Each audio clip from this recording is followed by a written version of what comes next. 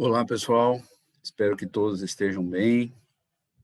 Bom, eu havia comentado com vocês no último vídeo que nós começaríamos a falar da importância ou da relação do sistema digestório com o sistema nervoso, certo? Isso é importante que vocês, acho que é algo sabido de todos, né?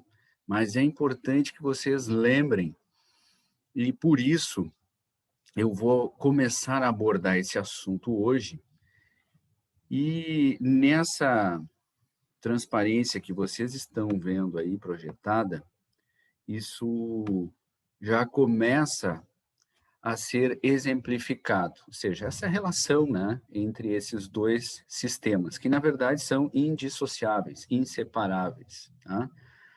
Muito bem. Então, como vocês podem ver aí, eu não vou ficar repetindo, né?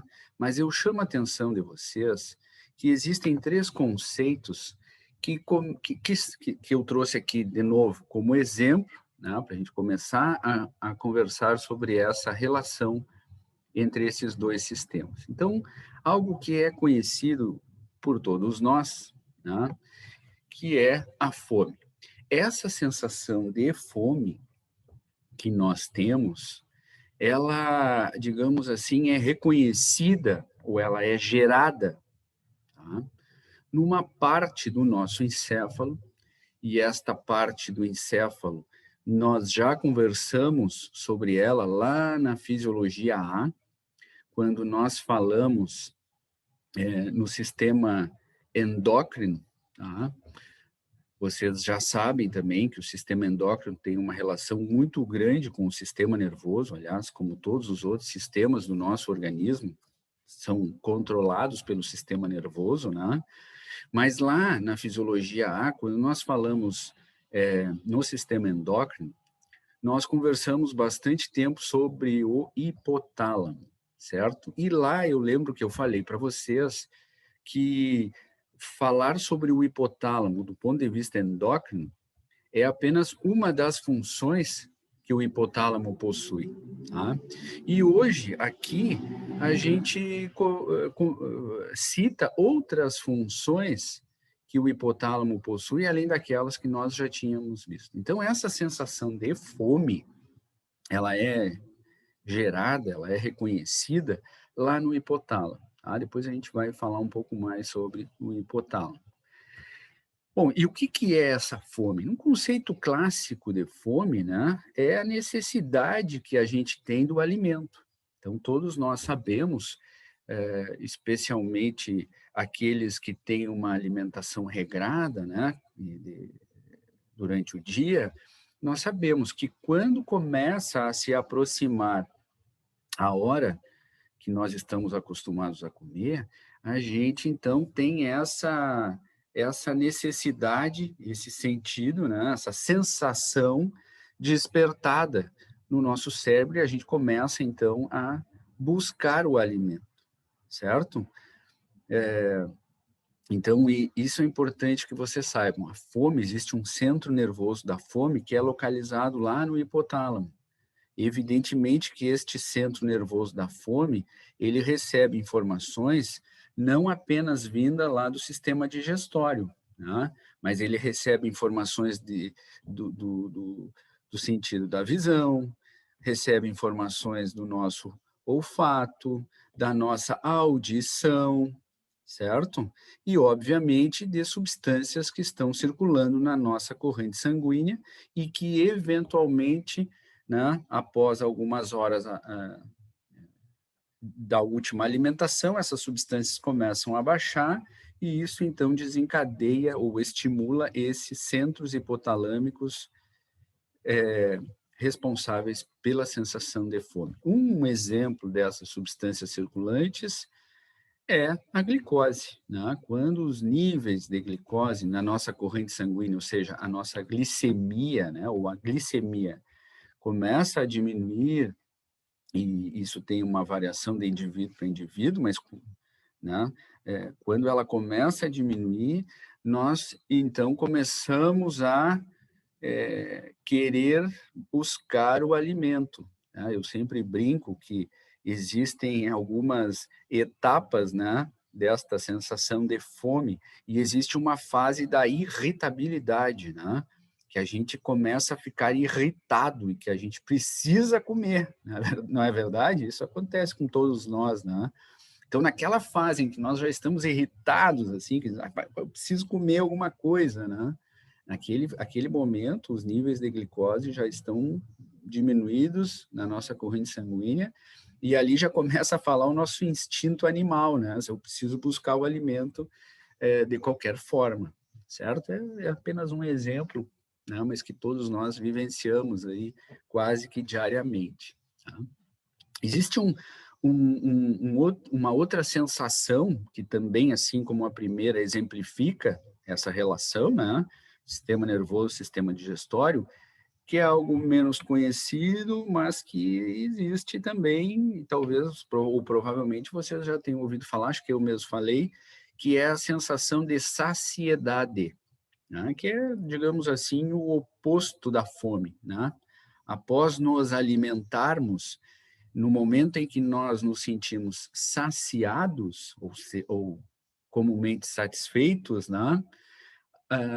O nosso hipotálamo, ou neurônios hipotalâmicos, também são estimulados, outros neurônios hipotalâmicos, que estão bem próximos daqueles que reconhecem a fome, mas não são os mesmos, né? A maior parte deles não são os mesmos, também são estimulados. E aí nós temos aquela sensação de saciedade. Não, agora eu estou satisfeito, não preciso mais comer, tá bem? É claro que há esses neurônios hipotalâmicos responsáveis pela saciedade, da mesma forma, eles recebem estímulos de substâncias circulantes na corrente sanguínea e eles recebem informações vindas lá do estômago, especialmente, né? Eles recebem informações de neurônios sensitivos localizados aqui nas nossas articulações temporomandibulares, né? Então, no momento em que nós estamos mastigando o alimento, estas articulações temporomandibulares, obviamente que elas se movimentam, né, para que haja a mastigação, e aí já começam a ser enviados estímulos sensitivos lá para o nosso hipotálamo. Por isso a importância da mastigação correta, né? De uma mastigação, digamos assim, bem executada deste alimento que a gente acaba de colocar na cavidade oral. É óbvio que a mastigação, vocês já sabem, é uma forma de digestão, né? A mastigação é uma maneira mecânica de já iniciarmos a digestão do alimento. Mas, além disso, a mastigação é importante também porque, durante a mastigação, estímulos sensitivos já começam a ser enviados lá para esses centros hipotalâmicos responsáveis pela saciedade. Ou seja, teoricamente, né, pessoal, quando nós mastigamos de forma correta, tranquila, lenta, entre aspas, nós temos uma tendência a nos sentirmos saciados mais rapidamente. Em outras palavras, acabamos comendo menos, né, durante aquela refeição. E isso pode ser bom, pode ser desejável, certo? Então, e claro que depois que o bolo alimentar começa a chegar ao estômago, tá? No momento em que a parede gástrica começa, que o estômago começa a ficar repleto de alimento, há uma distensão da parede gástrica, né? Como um balão que está se enchendo, né? O estômago é assim, né? É um balão que está se enchendo. Então, quando acontece essa distensão da parede gástrica, isso também é um estímulo sensitivo para esses neurônios da saciedade, tá? Então, E isso tudo é muito importante, né? Isso tudo a gente ouve na prática, né? Tem que comer de forma lenta, mastigar bem o alimento, né? Porque isso vai influenciar na quantidade do alimento que nós vamos ingerir também, porque pensem no alimento como um liquidificador, né, pessoal? Fazendo assim uma comparação grosseira, se nós quisermos, se nós tivermos uma certa quantidade de uma fruta, por exemplo, que nós precisamos passar, moer, né, no liquidificador, se nós colocarmos tudo de uma vez só e enchermos o liquidificador, a gente não vai conseguir,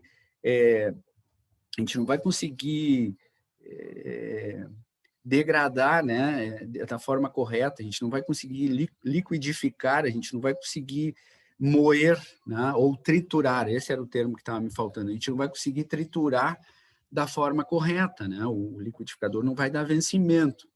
Mas se nós formos colocando aos poucos, né, o liquidificador ele vai conseguir tranquilamente, né, fazer o seu papel. O nosso estômago é mais ou menos assim. Se nós botarmos um monte de comida lá para dentro muito rapidamente, nós demoraremos muito mais tempo para digerir tudo isso.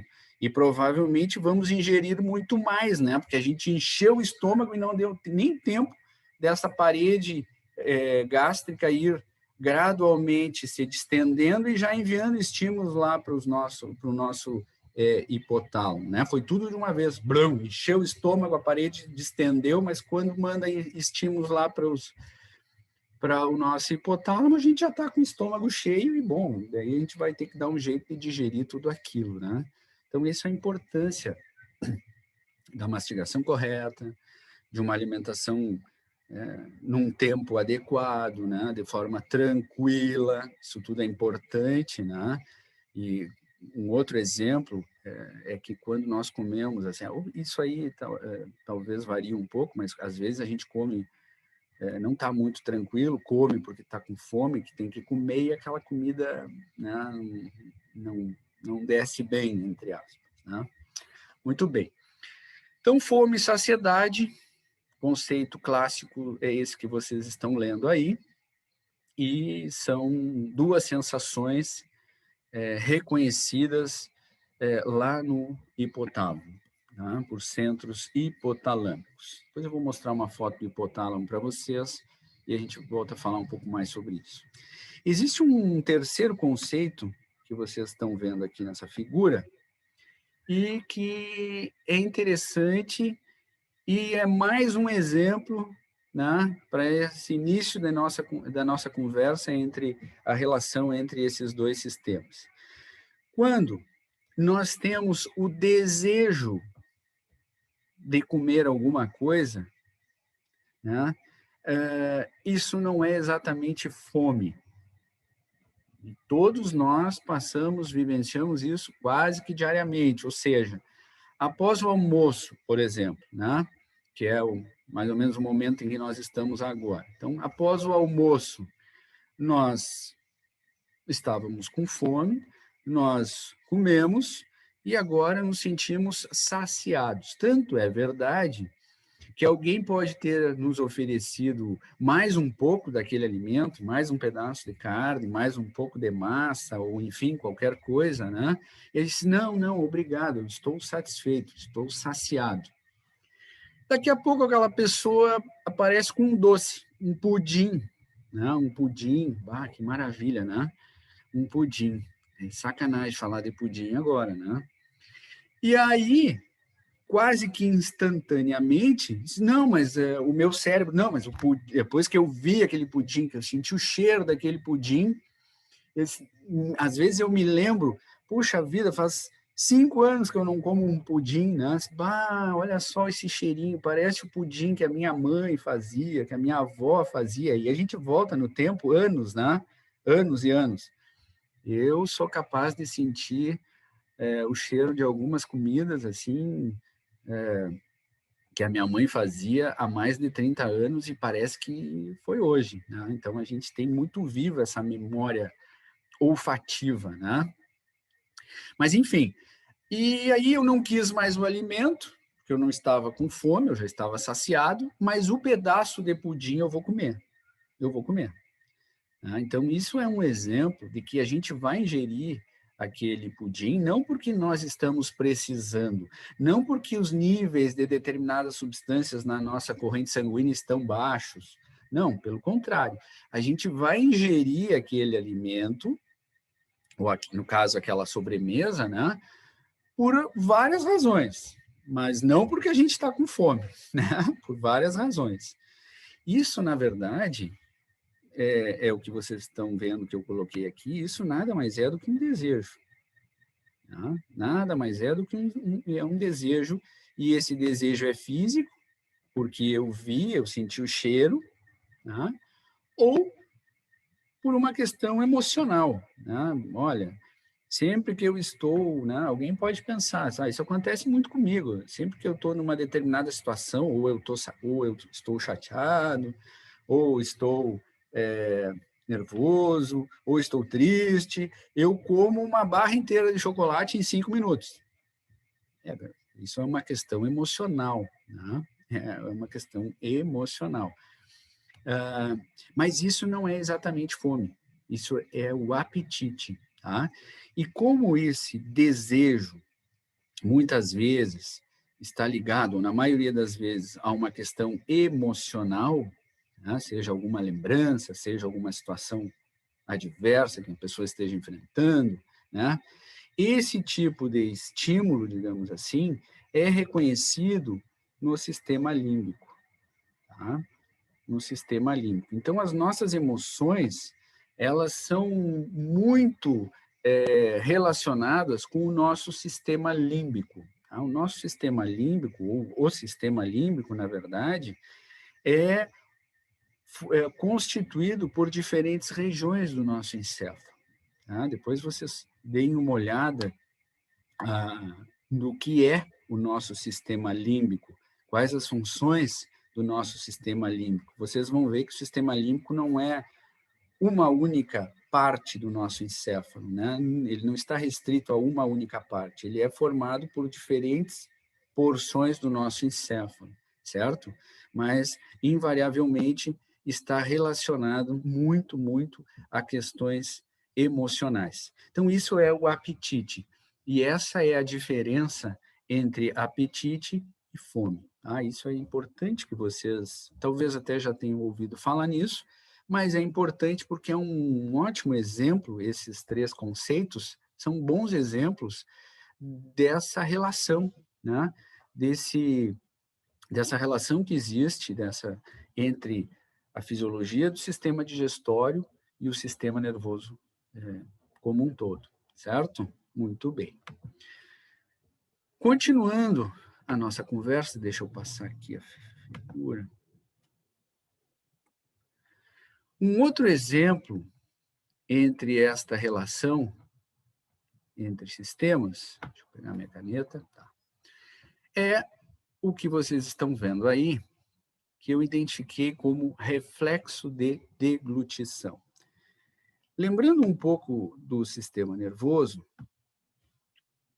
reflexo é toda aquela resposta que é gerada a partir de estímulos sensitivos, né, obviamente, mas é gerado na própria medula espinhal, naqueles interneurônios e neurônios motores que partem da medula espinhal. Ou seja, um reflexo, e nós temos vários reflexos, né? Nós temos o reflexo de micção, reflexo de deglutição, reflexo de defecação, nós temos vários movimentos reflexos durante o dia, caminhar é um ato reflexo, correr é um reflexo, ou seja, o reflexo é aquela resposta motora que não precisa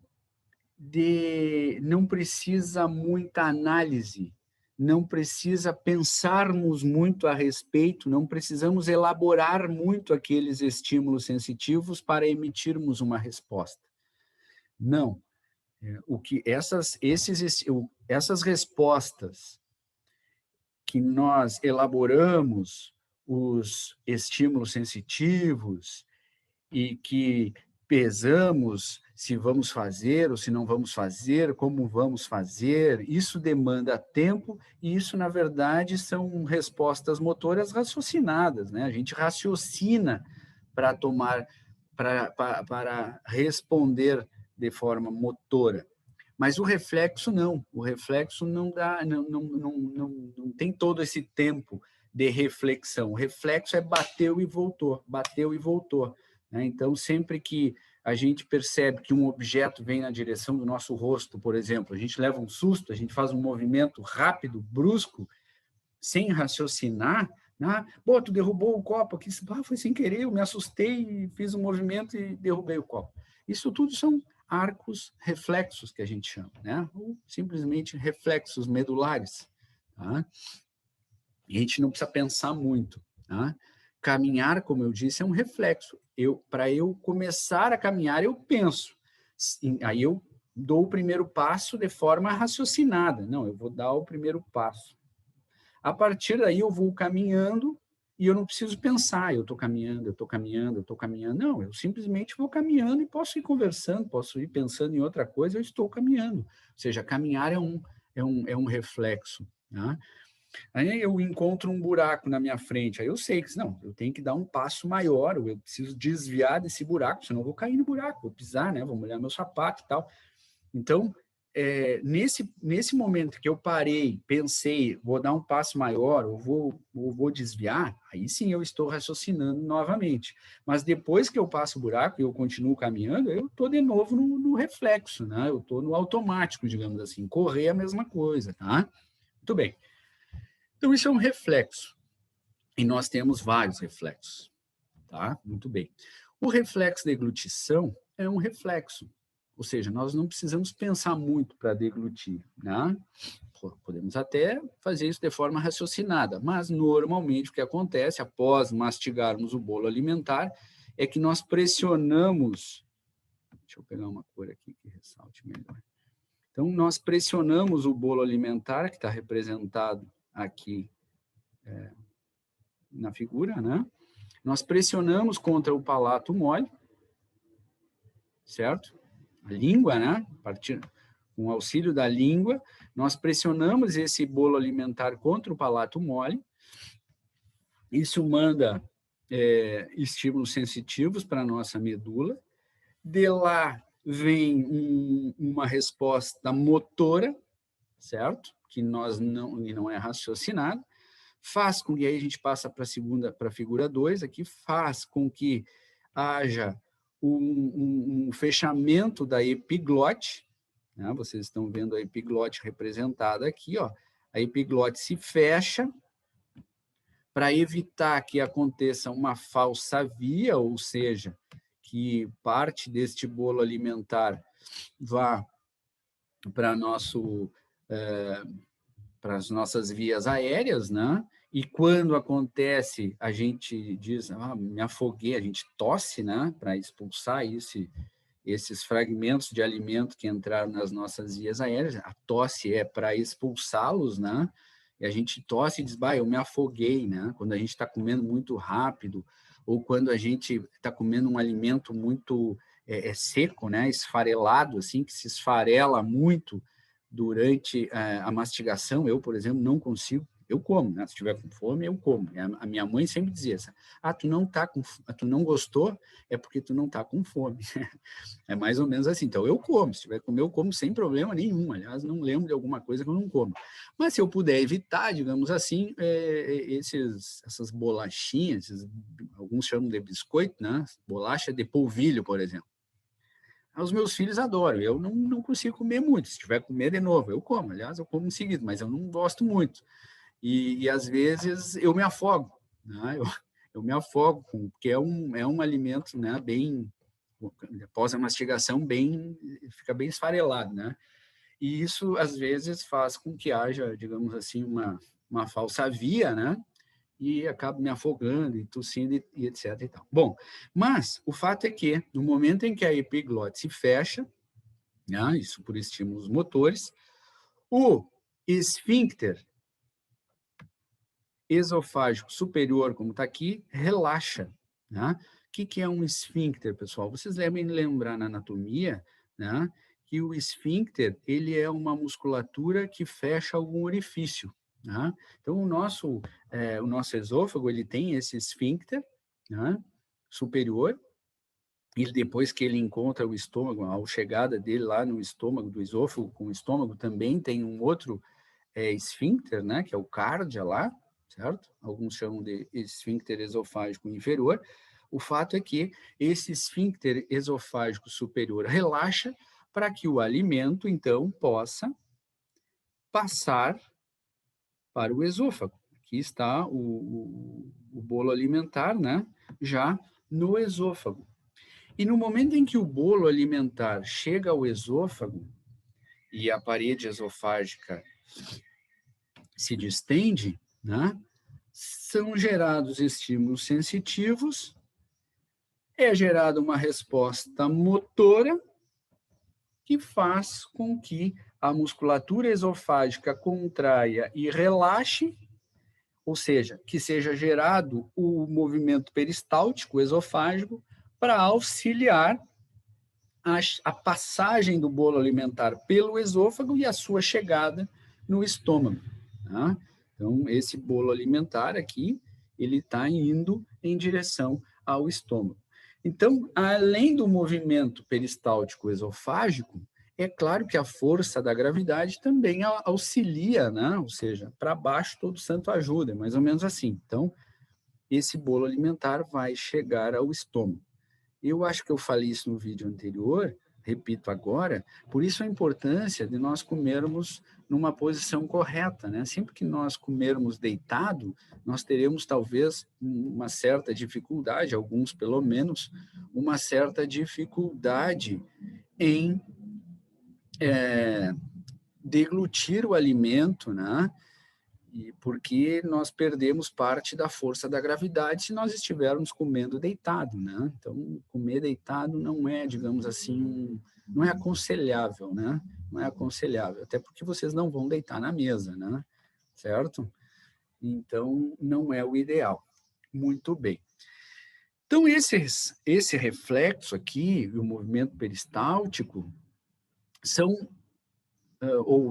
outros exemplos dessa relação muito estreita que existe entre, repito, sistema digestório e sistema nervoso. Vamos passar o próximo slide aqui. Page now. Aqui, ó. Esta figura está mostrando para vocês algo que a gente vai falar mais detalhadamente no próximo slide, mas eu já aproveito agora. Então, vocês estão vendo aqui, ó, vamos começar pelo final, vocês estão vendo as respostas geradas a partir de estímulos. Certo? Muito bem. Que estímulos são esses? Esses estímulos, vocês podem ver nessa figura, vêm de lugares diferentes, têm origens diferentes. Muito bem. Esse estímulo que aparece bem à esquerda aqui, ó, está se referindo a estímulos que partem lá do trato digestório, seja do estômago, seja do intestino, especialmente intestino delgado. Já esses estímulos que vocês estão vendo aqui em cima partem de outros lugares que não o trato digestório. E está bem claro aqui. Por exemplo, estímulos visuais. Por exemplo, estímulos olfativos. Por exemplo, estímulos auditivos. Como assim, professor? Não entendi. Bom, muitas vezes acontece, especialmente quando a gente está com fome, né? A gente está caminhando na rua ou chega num bar ou num restaurante e enxerga a comida. E aquilo já me desperta, ou já desperta, já chama a minha atenção. Ou eu estou passando por um lugar, ou de novo entro num restaurante, ou chego em casa, o cheirinho da comida. Eu nem vi nada ainda, estou longe da cozinha e já estou sentindo o cheiro. Né? Cheguei no restaurante, nem me sentei ainda, nem cheguei perto lá da comida, do local onde está colocada a comida, né? no buffet ali, e já senti o cheiro, né? Bah, que coisa maravilhosa esse cheiro, já estou com fome. Ou, às vezes, eu passei por um lugar e escutei barulho, né? Barulho das panelas e tal. Bah, já está na hora do almoço, estou louco de fome. Ou seja, são estímulos que não tem nada a ver com o nosso trato digestório. São estímulos que chegam ao nosso, que nós reconhecemos, que nos chegam até nós pela visão, pelo olfato e pela audição, mas que já geram algumas respostas, como, por exemplo, secreção de enzimas lá no nosso intestino delgado, ou contração e relaxamento da musculatura gástrica e intestinal. Ou seja, a partir daqueles estímulos de visão, cheiro, olfato, audição, perdão, o meu trato digestório já está se preparando para receber o alimento que supostamente daqui a alguns minutos vai chegar lá no meu estômago, certo? Então vejam a relação, de novo, mais uma vez, nós já estamos estourando o tempo aqui, mas a mensagem é: existe uma relação muito estreita entre trato digestório, entre a fisiologia do sistema digestório e o sistema nervoso, tá, pessoal? E hoje eu dei aqui, conversamos sobre 3 ou 4 exemplos, né, de que isso acontece. Embora a gente, obviamente, na prática saiba, né, que isso acontece. Tá certo? Então, pessoal, hoje paramos por aqui, já passamos dos 30 minutos. Desejo a todos vocês uma excelente semana e nos encontramos na próxima segunda-feira, tá? Lembrando para vocês que sempre que tiverem dúvidas, entrem em contato por e-mail, pelo WhatsApp e a gente troca uma ideia, tá bem? Um abraço, tchau, tchau.